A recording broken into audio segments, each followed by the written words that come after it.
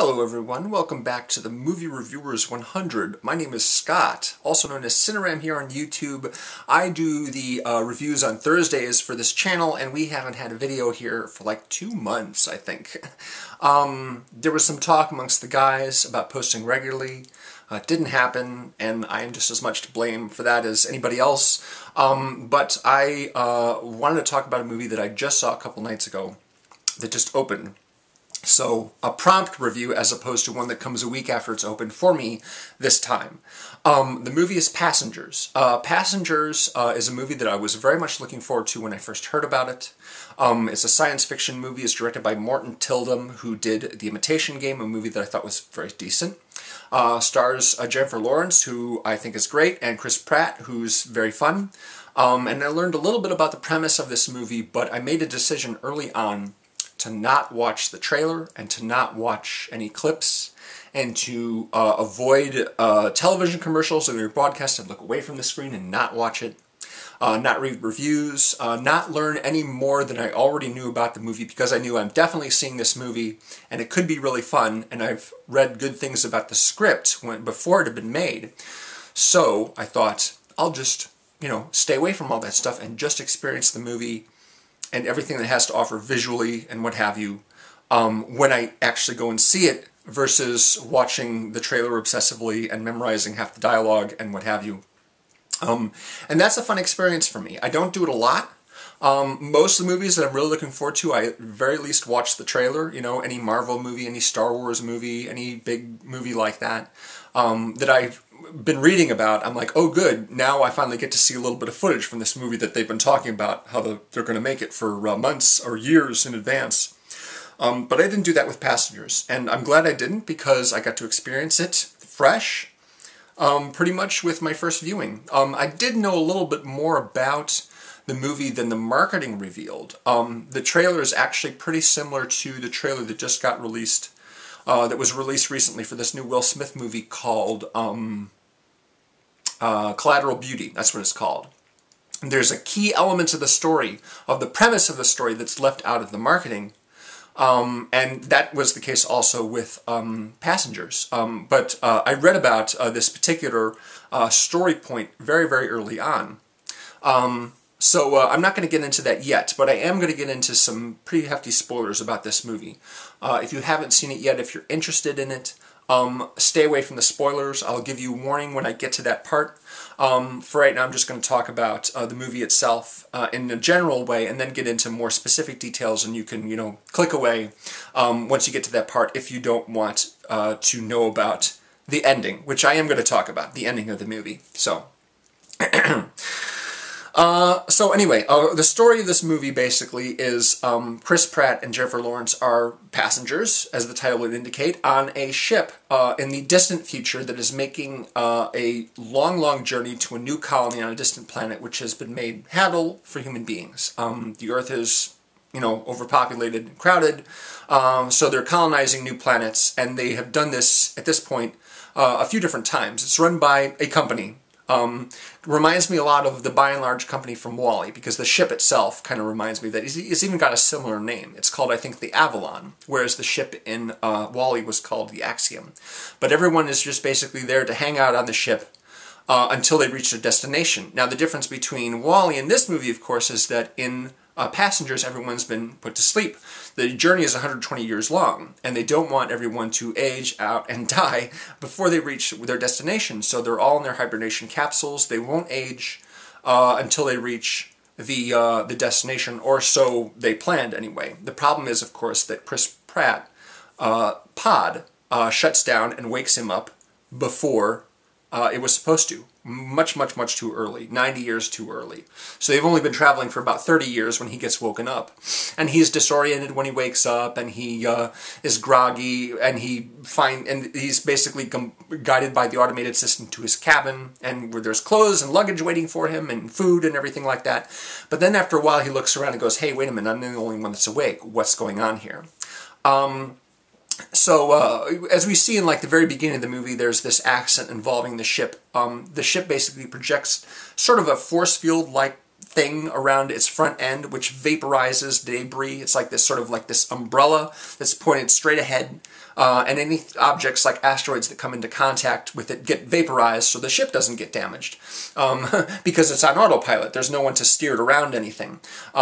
So one of these objects is a little bit too large, and some debris get through the shield and damage it, and thus the problems begin. So Chris Pratt, he's an engineer, and he's wandering around the ship with nothing to do but, you know, amuse himself with a basketball court, which is empty, and the pool, which has no one there except for him, and he eats all his meals by himself, and there's a robot bartender played by Sheen who he talks to on occasion, but he really is longing for human contact. And after about a year of hanging out on the ship all by himself and feeling very lonely, he decides to wake up another passenger. Now, this is the part that they've left out of the marketing materials. But it's the premise of the movie, basically. I mean, it's not like, I don't know why they would keep it a secret, except they didn't want to make Chris Pratt's character look like a complete jerk while they were advertising the movie. They wanted people to, you know, say, oh, these two people are stuck on this ship all by themselves. They don't know why. He knows why she's awake. He woke her up because he was lonely. So part of the premise of this story is not only them dealing with being just the only two people on the ship, but he's also keeping the secret from her. She thinks that she woke up by mistake, like him, just a year later. He's honest about that part. He's honest about the part that he's been just hanging out on this ship all by himself for a year with no one to talk to except the robot bartender. But she doesn't know that he woke her up. And this comes about a third of the way into the movie, I guess. So there's a long sequence of him basically just hanging out on the ship by himself. Now what happens is they hang out, basically, they get to know each other. She's a journalist, and she's taking the trip from Earth to the new planet, but then back again, sleeping for another 120 years on the return trip, to write about the experience, and also to essentially time travel and find out what civilization is going to be like on Earth 250 years past her natural lifetime. So that was her sort of ambition right there. And now, since she's awake, she's like, oh my goodness, I'm stuck on this ship.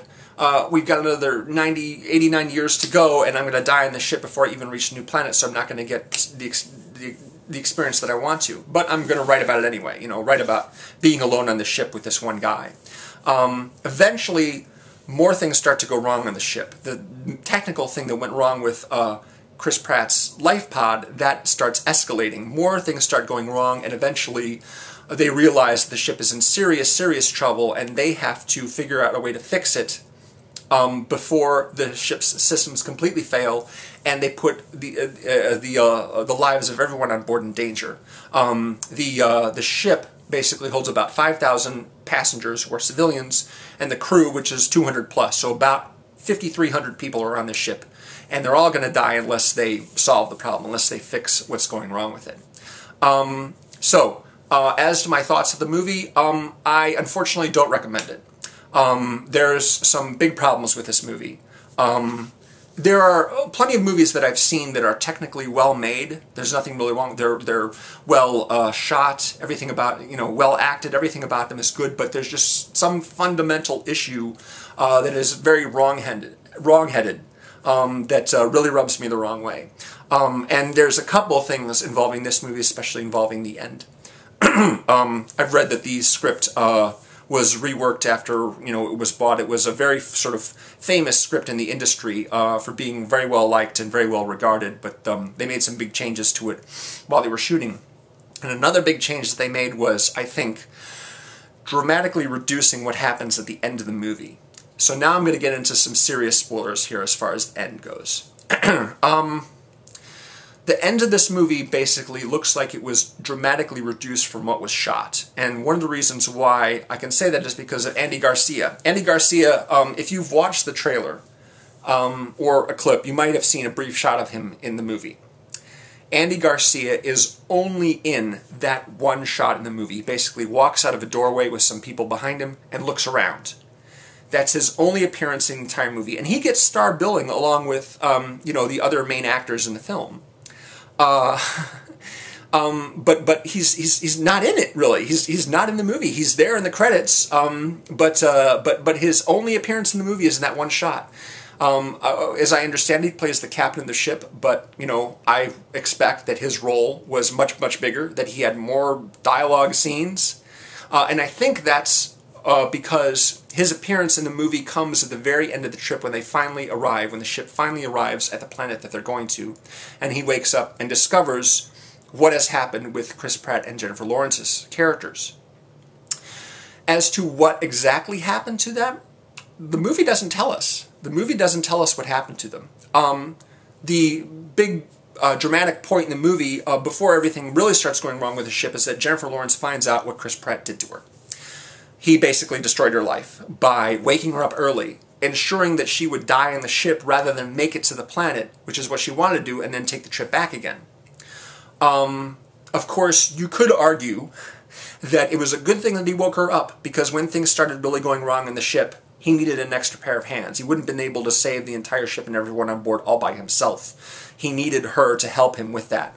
And so, because he did a bad thing and woke her up early, they were both able to save everyone on board the ship. So, he didn't know, of course, that was going to happen. That wasn't his intention. His intention was to not spend all of his years alone. And he didn't pick someone who was a buddy. You know, he didn't pick someone at random. You know, he deliberately chose her because she's hot and because he wanted to sleep with her. He read a lot about her and he learned a lot about her before he did that. But seriously, I mean, let's face it. One of the reasons why he, picked her is because she was a young, attractive woman and he, wanted someone not only could talk to, but, have sex with as well. Which is what happens. He keeps this secret from her. She feels like they're both stuck in this predicament, and this both is an accident that happened to them. So they, commiserate over that, and they bond, and eventually, they go on a date, and they get romantic, and they sleep together, what have you, and they have a sexual relationship. And she, of course, some people that I've read about this, because this is a very bad situation, because she was not able to give informed consent.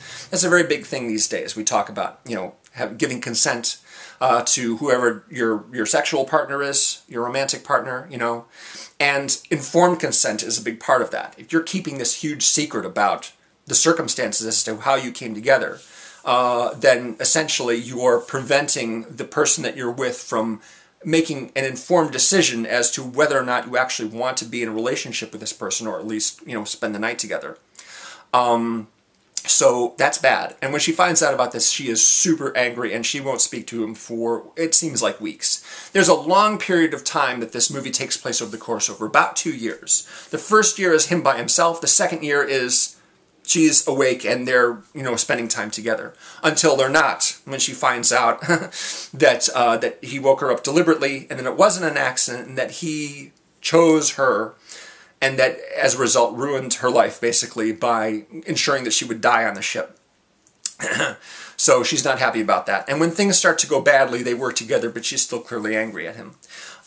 So here's where things start to go wrong for the movie. In the movie, they manage to save the ship. They solve the problem. It's this big problem involving the reactor. There's this hole that's been blown in it. There's all this energy that's been collecting that isn't being vented properly, that's creating all kinds of problems throughout the entire ship.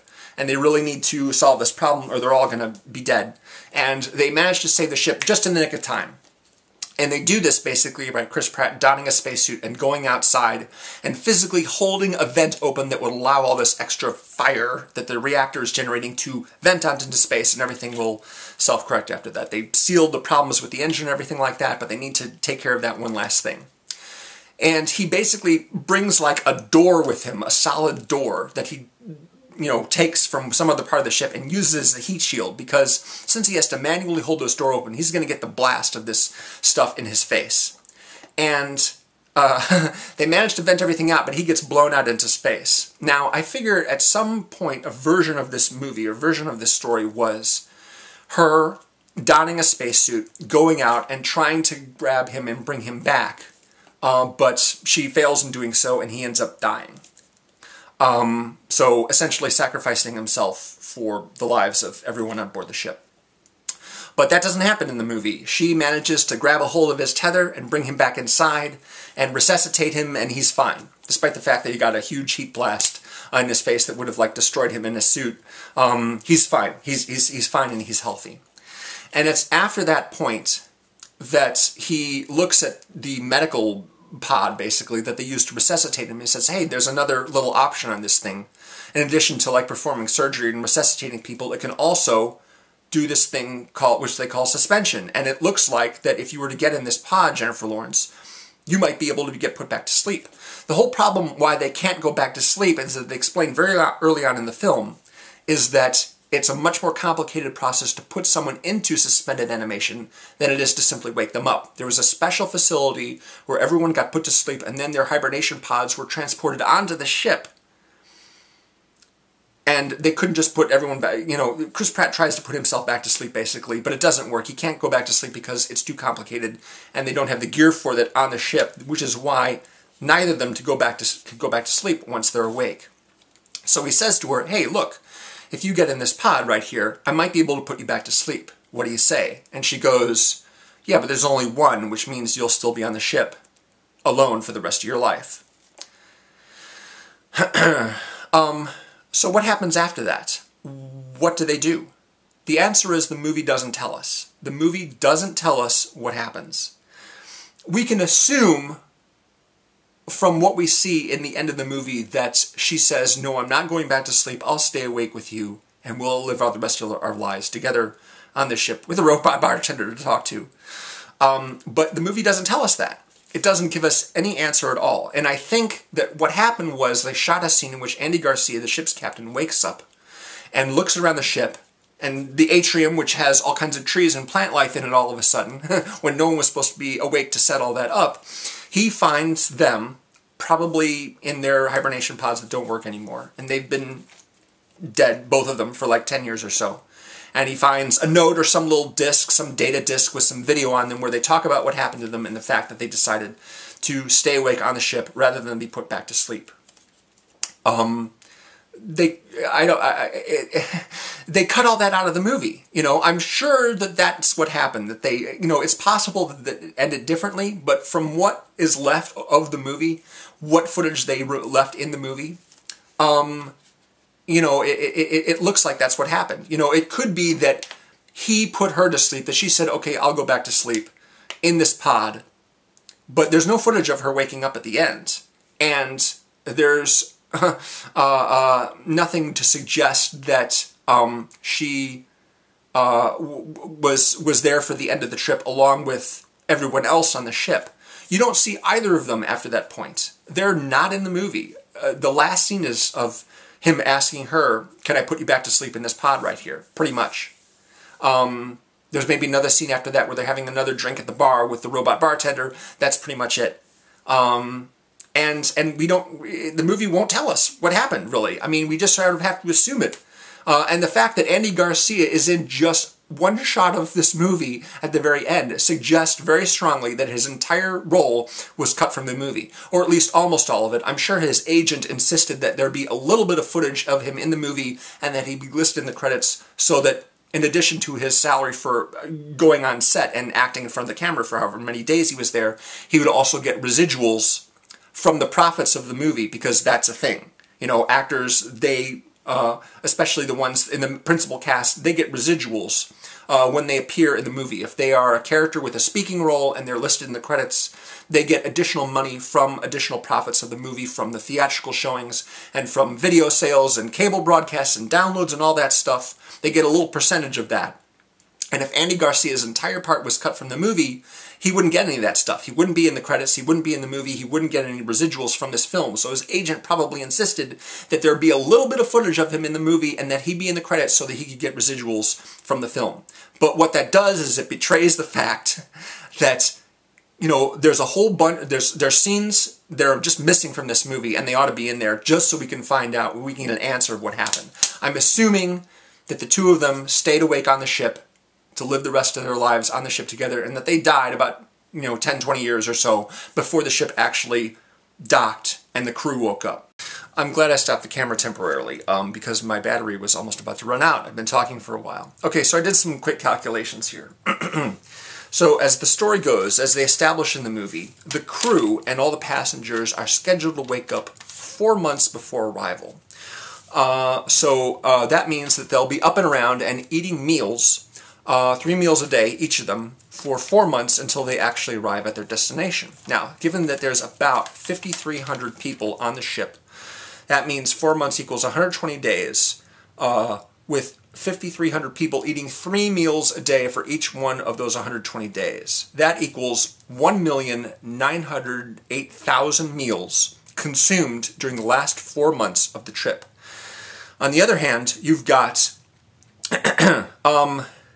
basically 2 people living by themselves for roughly 60 years on the trip. I'm going to estimate the average their ages at 30. He's maybe a little older than 30. She's just a little younger than 30.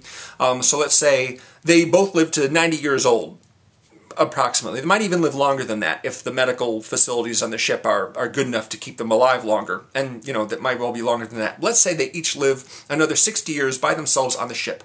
That's 21,900 days. And if each of them eats 3 meals a day for each of those days, that would amount to 131,400 meals that they consume on their own over the course of that time, which basically is deducted from the 1,908,000 meals. So it's more like there'll only be about 1,750,000 meals or so on the trip. So that means that the people that woke up at the end of the trip will find that they're rather short of meals, you know, and they may be short of fresh water as well, and who knows about all the other stuff that they will have used and consumed during that time. I thought maybe it would have been a good idea for Jennifer Lawrence's character to say, you know, I'm still mad at you. I mean, I'm glad you're okay. I'm glad you didn't die when we saved the ship, but I'm still mad at you for waking me up. However, you might be able to redeem yourself by putting me back to sleep and ensuring that I live to see the end of this trip. And if you do, maybe you don't deserve to stay alone on the ship all by yourself. So if you can figure out whether or not this pod can work, putting us both to sleep, if we both squeeze into it and go to sleep there for the end of the trip, if that will work, if we can survive that, if that will work, then we should do that. But we don't get that. We don't get that. We don't get her decision on whether or not she's gonna, you know, stay awake or not. I mean, you know, we can sort of infer that, but really, the movie doesn't give us an answer. It doesn't want to show them dead in their pods or wherever it is they ended up at the end of the trip when the rest of the crew and passengers woke up, to find them there. Maybe they jettisoned themselves into space at the end or something like that. I don't know. We just don't know what happened to them. The movie does not give us an answer. And sometimes that's a good thing, but sometimes it's also kind of frustrating. Because what we don't find out really is whether or not Chris Pratt's character really redeemed himself for the bad thing that he did. You know, I mean, he didn't deserve to get woken up early. But she definitely didn't deserve to get woken up early. And the only reason why she did is because he chose her. And that was a bad thing. You know, we see him struggling over it. Gee, I'm so lonely, and yet this is a bad thing. I really shouldn't do it. But he ends up doing it anyway. And maybe he makes up for it by saving all the people. And maybe he couldn't have done that without her. I mean, it seems likely. But that still doesn't change the fact that he acted like an asshole. And that he basically just selfishly wanted a companion. And so he picked her, basically, just so he wouldn't feel so lonely. And because he was probably horny, too. Aside from that, the movie is a very nicely shot movie. It's all very clean looking and very neat. I wouldn't say that it's especially realistic in this fact. You've got robots running around cleaning the place, but still there are a lot of surfaces in the ship that would collect dust, which really doesn't seem to be a concern of the filmmakers. This is a movie that goes down really easy. The long period of time that Chris Pratt spends by himself, that's edited very briskly. You really don't feel that time a lot. He grows a beard. He grows a big, long beard, and he grows his hair long, but then he eventually gets rid of it. And he winds up with that, you know, attractive, you know, sort of 3-day growth on his chin for the whole rest of the movie. Jennifer Lawrence's hair doesn't change at all. You know, I saw a review after I watched the movie. I watched a YouTube review in which they were commenting about Jennifer Lawrence's wig. You can tell that they reshot some stuff because she's wearing a wig in some scenes. I'm not clever enough to spot that stuff. I wasn't clever enough to see Obi-Wan's fake beard in Attack of the Clones, which is something that Luke Ryan pointed out in one of his Star Wars videos for the Joe Blow channel. But apparently, she kept her hair the same style and the same length for an entire year. And he didn't, you know, he maintained the same level of, like, you know, scruff for an entire year, you know, for the time that they were both awake, that second year of the story. It reminds me of what happened in Rise of the Planet of the Apes, where you have James Franco and Frida Pinto and a couple other characters. Over the course of 8 years, Caesar grows up, but they don't change at all. Not even their hairstyles change. You'd think that someone would want to shave off their mustache, or maybe grow their hair longer or shorter, or shave off their beard, or Frida Pinto would do something with her hair, different with their hair. Over the course of 8 years, no, they don't age, they don't change their hair at all. That's like my primary problem with Rise of the Planet of the Apes. Other than that, it's a really fun movie, I really like it a lot. But yeah, not realistic how they don't change even a little bit, because, I mean, that would be, you know, more continuity issues for the movie. They don't have to deal with any of that stuff. It goes down really easy. You know, it's a very sort of viewer-friendly movie, not really challenging. You know, it's the kind of movie that I feel will go down and people will be entertained by it. They might think it's fun or exciting or funny or whatever, and then they kind of forget about it. Because it would be so much more emotionally impactful if Chris Pratt did actually sacrifice his life for the sake of her and the rest of the people on board the ship. If she reached out in her spacesuit, tried to grab his tether, but missed, and he was just out of reach, and he got consumed by the, you know, the exhaust of the ship's engine at the rear end. There could have been a great scene where she, you know, walks back onto the ship, slowly takes off her suit, totally despondent about the fact that she's alone now. Everyone's alive, but, you know, she is by herself with no one but a robot bartender to keep her company. And that would have been so much more emotionally impactful than having them just have a laugh and a drink at the end together and everything's fine. I mean, really, he should have been killed by the exhaust of the venting. You know, really, he should have been killed by that. But yeah, they want a happy ending. They want everything to be nice between them at the end. When really, it's just not reasonable to suggest that that would happen, given the circumstances. Speaking of the robot bartender, Michael Sheen plays the robot bartender. And man, is he overqualified for this part. This is a nothing character. They could have gotten anyone to play this part. Why do they cast Michael Sheen in this, you know? My guess is his agent said to him, hey, Michael Sheen, big budget science fiction movie being made over at Columbia. You know, there's a part in it for you, you know. You spend basically all your time on one set, because he's literally mounted behind the bar. Never leaves, you know, his place from behind the bar.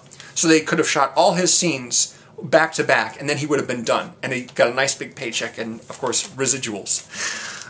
Yeah, so there's stuff that I liked about that movie. There was some funny parts there, you know, and it was pleasing to look at. I mean, any movie with Jennifer Lawrence in, I'm down for, because she's great, and she's got plenty of great moments in this movie, but the movie doesn't leave much impression, and there's things just fundamentally wrong with it. I'm eager to see the script before it got changed. There might be some place online where I could look for the original script before the shooting began, before they made the big changes to it. I'd love to know what it was, because from what I've read, what I've heard about the script, there's actually one critic on YouTube called Movie Bug who had read the script, and she just adored the heck out of it, and she had some negative things to say about the movie in comparison with the film. She had just posted her review the other day. I saw this movie at a Tuesday night screening the night before it opened. I had Tuesday night off, so I'm like, great, I'm going to go see this movie right off the bat. Finally get a chance to look at it and see the design of the ship and the sets and everything like that. Everything, you know, because when I'm sitting in the theater and the trailer plays, you know, obviously I can't block out the sound, it's just too loud. But averting my eyes from the screen, not looking at the screen, means that those memories of whatever I do hear as far as dialogue doesn't stick as well as if it's paired with actual imagery. And so I went into this movie pretty fresh. And I'm glad I did, because it's always fun to see a movie for knowing nothing about it, for me anyway. I've only done that with a few movies, and they've always been smaller movies. And this is sort of the exception there. You know, I mean, with Manchester by the Sea, I saw that recently, didn't see a single trailer for it, stayed away from the trailer for other movies that I was looking forward to because of the talent involved. And that's what I did with this movie too, and I'm glad I did, because it's great to be surprised by things that happen without having those brief snippets from the trailer stick in your head and go, okay, I know this is going to happen, So I'm just waiting for that part to happen. That's something that happens with me if you watch a trailer too many times. The trailer's a good one. I watched it after I saw the movie. Great music, good trailer. But yeah, it's they're kind of lying when they talk about that. And as far as Collateral Beauty goes, I'm really not planning on seeing that movie because I watched the trailer and I thought, that looks totally idiotic, I'm not seeing that movie. And then I read a review and I read about the stuff that they didn't talk about in the trailer, and I thought, that sounds even more idiotic. That sounds like a terrible movie. But I'm kind of curious, actually, to watch it just to kind of see how it plays out and how everyone sort of handles what happens in it. Oh, it sounds so stupid, though. Sounds like such a stupid movie. But yeah, that's my review of Passengers. Kind of a long one, but I've been away for a while. I figured I ought to make up for lost time, and I had plenty of things to say about this movie. Hopefully, you haven't seen it and are curious just about, what I thought of it anyway, which is why you've made it this part of the video. I don't know. But anyway, I'm going to keep trying and making videos for this channel every Thursday. We keep getting new hits on the Facebook page, and so I know there's some people that are interested in this channel still. So I hope that you've enjoyed this, and I will see you real soon. And thanks very much for sticking with this very, very long video. See you again next week. Bye-bye.